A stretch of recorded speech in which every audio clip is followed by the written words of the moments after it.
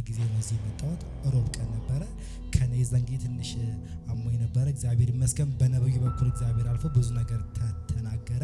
ያንን ነገር እግዚአብሔር ታማኝ ነው ፈጽሞ ዛሬ በደብረ ሲና ከተማ በሽልማት ፕሮግራም እናቴ ታድማ ትገኛለች። አንተ ስንተኛ ክፍል ተማሪ ነህ? 11 ቀጣይስ? 12 ስንት? 12 አሁን ሰይጣን አይፈተንም እያለ ነው ይሄ ልጅ። አዎ ምን በቃ እንዳይፈተን አሁን 2 ሳምንት አይምሮ ተይዞ ብቻው ነው የሚያወራው። ምን እንደወደቀበት ምን እንደሆነ አናውቅም። በቃ አንደኛ ነበር የሚወጣው። ይኸውላችሁ ይሄ ብላቴና ዛሬ እዚህ ላይ ቆሞ ሰይጣን ነገ ተነጎዲያ የዛሬ ዓመት 2 ዓመት 3 4 10 ዓመት የሚሆነውን አይቷል። ለሀገር ለምድር በረከት እንደሚሆን አውቋል።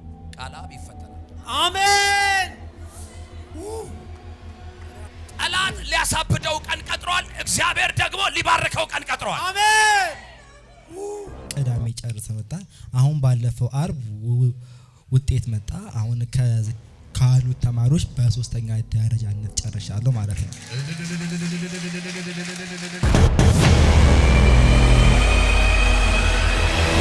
ይሄን ልጅ የምታስታውሱ የዛን ቀን በጣም ብዙ የነበራችሁ ሰዎች እግዚአብሔር ይባርካችሁ። ያለቀሳችሁ ሰዎች ብዙ አይቼ ነበር የዛን ቀን። ስለዚህ ብላቴና ማለት ነው ለቅሷችን፣ ጩኸታችን፣ ጸሎታችን ከንቱ አልቀረም። ይሄው እግዚአብሔር ዛሬ ለምስጋና አቆመው፣ ለምስክርነት አቆመው። አጨብጭቡ ለጌታ ከሆነ ከዚህ በላይ በደንብ ስሙኝ። የዛኔ ሲመጣ እናቷ አጅባው እያለቀሰች፣ አባቷ አጅቦት እያለቀሰ፣ ዛሬ ግን ሲመጣ ራሱን ችሎ ብቻውን። የኔ ስም ቃላብ ከበደ ይባላል። የምኖረው ደብረ ሲና ከተማ ነው። እዚህ እንዴት መጣህ ለሚለው ይዞኝ የመጣው አባቴ ጸጋዛብ ነው። ለመጀመሪያ ጊዜ ነው እዚህ የመጣሁት። ሮብ ቀን ነበረ። ከኔ ዘንጊ ትንሽ አሞኝ ነበረ። እግዚአብሔር ይመስገን በነብዩ በኩል እግዚአብሔር አልፎ ብዙ ነገር ተናገረ። ያንን ነገር እግዚአብሔር ታማኝ ነው ፈጽሞ ዛሬ በደብረ ሲና ከተማ በሽልማት ፕሮግራም እናቴ ታድማ ትገኛለች። ከዮሴ ምን ተጋይድና እሲ ማይክ ያዘለ ዛሬ ወግ ድረሰው ዛሬ። አንተ ስንተኛ ክፍል ተማሪ ነህ? 11 ቀጣይስ? 12 ስንት? 12 አሁን ሰይጣን አይፈተንም እያለ ነው ይሄ ልጅ። አዎ ምን በቃ እንዳይፈተን አሁን 2 ሳምንት አይምሮ ተይዞ ብቻው ነው የሚያወራው። ምን እንደወደቀበት ምን እንደሆነ አናውቅም። በቃ አንደኛ ነበር የሚወጣው። ይኸውላችሁ ይሄ ብላቴና ዛሬ እዚህ ላይ ቆሞ ሰይጣን ነገ ተነጎዲያ የዛሬ ዓመት 2 ዓመት 3 4 10 ዓመት የሚሆነውን አይቷል። ለሀገር ለምድር በረከት እንደሚሆን አውቋል። ቃላብ ይፈተናል። አሜን። ጠላት ሊያሳብደው ቀን ቀጥሯል። እግዚአብሔር ደግሞ ሊባርከው ቀን ቀጥሯል። አሜን።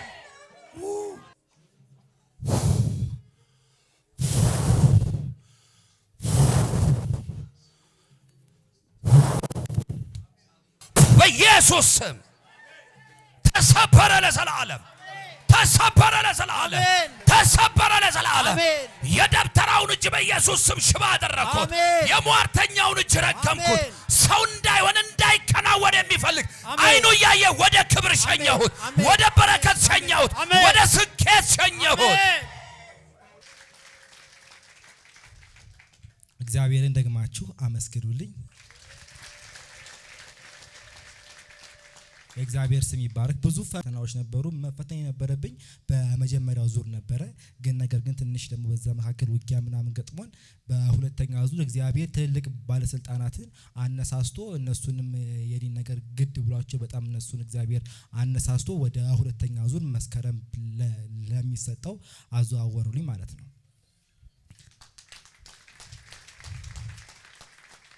እዛ ደብረ ብርሃን ነበረ የምንፈተነው። በደብረ ብርሃን ዩኒቨርሲቲ ዋናው ካምፓስ ነበረ የመጀመሪያው ዙር ፈተና የሚሰጠው። እኔ ግን ከዛ ራሱ መኪና ውስጥ ጀምሮ የተለያዩ ውጊያዎች ነበሩ። እዛ እስከምንደርስ ድረስ እስከ ፈተናው ድረስ ገብቼ ነበር። ፈተና ውስጥ ግን ፈተናውን መፈተን ብትባል መቻል እግዚአብሔር ግን አሻግሮ ያንን ነገር የመጀመሪያውን ዙር ልትፈተን ገብታ አቃተ ልፈተን ብዬ ነበር። ግን እግዚአብሔር ከዛ አይሆንም ብሎ ያንን አሻገረ። ፈተና መፈተን አልነበረብኝም። በዛ ያኛው ፈተና አለፈ ማለት ነው። ግን እግዚአብሔር ትልቅ ባለስልጣናት እስከ ትምህርት ሚኒስተሩ ድረስ እስከ ፈተናዎች ኤጀንሲ ዋናው አስተባባሪው ድረስ እግዚአብሔር አነሳሳ ማለት ነው። ከዛ በኋላ ለቀጣይ ዙር እንዲፈተን የተማሪ 4 ደብዳቤዎችን ተጽፈው 1 ሰዓት ባልሞላ ጊዜ ውስጥ ለቀጣይ ዙር እንዲፈተን ተባለ ማለት ነው። ሐሳቡ ገብቷቸዋል። ያው ትንሽ ፍርሃት ነው እንደ ልብ እንዳያወራ እያደረገ ያለውና የመጀመሪያውን ዙር ፈተና ያው በሀገሪቱ ሕግና ደንብ መሰረት ከተማሪዎች ጋር ለመፈተን ተቀመጠ። ግን የነበረበት የአይምሮ ኬዝ እንዲፈተን አልሰጠውም። ግን እግዚአብሔር ደግሞ ታላላቆችን ባለስልጣናቶች ትምህርት ሚኒስቴር ድረስ የፈተና ኤጀንሲዎችን ሁሉ አስነስቶልኝ 4 ደብዳቤ ተጽፎ የተማሪ አሁን መፈተን ስለማይችል በቀጣይ ዙር እንዲፈተን ይለፈው ተባለ። በቀጣይ ዙር መስከረም ስንት ተፈተንክ? መስከረም 22 ነበር ፈተና። እንግዲህ ካለፈ በኋላ ማለት ነው 22 ነበር ፈተና የጀመረው። ይሄ ሰው ለሀገር የሚጠቅም ነው ተብሎ በደብዳቤ ላይ ይሄ ሰው ለሀገር የሚጠቅም ልጅ ነው ተብሎ በደብዳቤ ባካቸው አጨብጭቡ ለጌታ ተጻፈ ማለት ነው።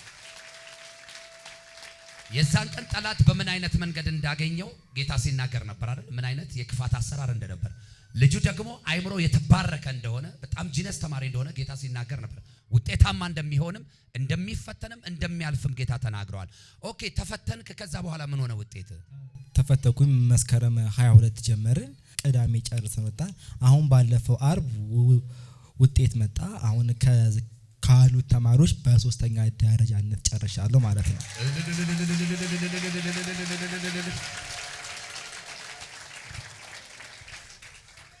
እና በቤተሰብ ማን በታላቅ ደስታ ውስጥ ነው ያለው። በውጭም በአገር ውስጥ የሚኖሩት በጣም እግዚአብሔርን እያመሰገኑ ነው። እዛም በደብረ ሲና ከተማ ብዙ የሚያውቁ ሰዎች እንኳን የደስታችን ተካፋይ ሆነዋል። እግዚአብሔርን አመስግኑልን።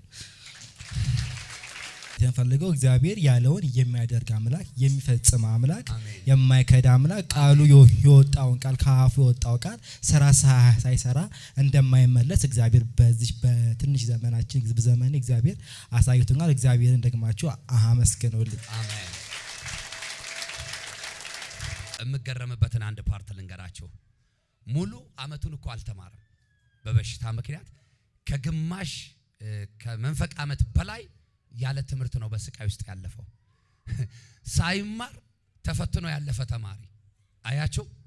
ራሱ ኢየሱስ ተፈተነለት፣ ራሱ ኢየሱስ አረመለት፣ ራሱ ኢየሱስ አሳለፈው። በጌታ በኢየሱስ ስም እንዲህ ብዬ ባረኩ። ዳርቻ ይስፋ። አንተን ዘመንህን አይምሮህን የሚፈልግ ያ የወደቀው ሰይጣን ዳግም እንዳያየ እንዳያገኝ በደሙ ሸፈንኩ፣ በመስቀሉ ኃይል ሸፈንኩ፣ በትንሳኤው ጉልበት ሸፈንኩ። እንደገና በሌላ ክብር፣ እንደገና በሌላ ማዕረግ፣ እንደገና በሌላ ሽልማት እግዚአብሔር በምስጋና ያገናኘን፣ በምስክርነት ያቆመ በአብ በወልድ በመንፈስ ቅዱስ ስምና ስልጣን በሶስቱ ሥላሴ ስም አጸናውልን። ተፈጸመ በሰላም ሄዱ። ዋው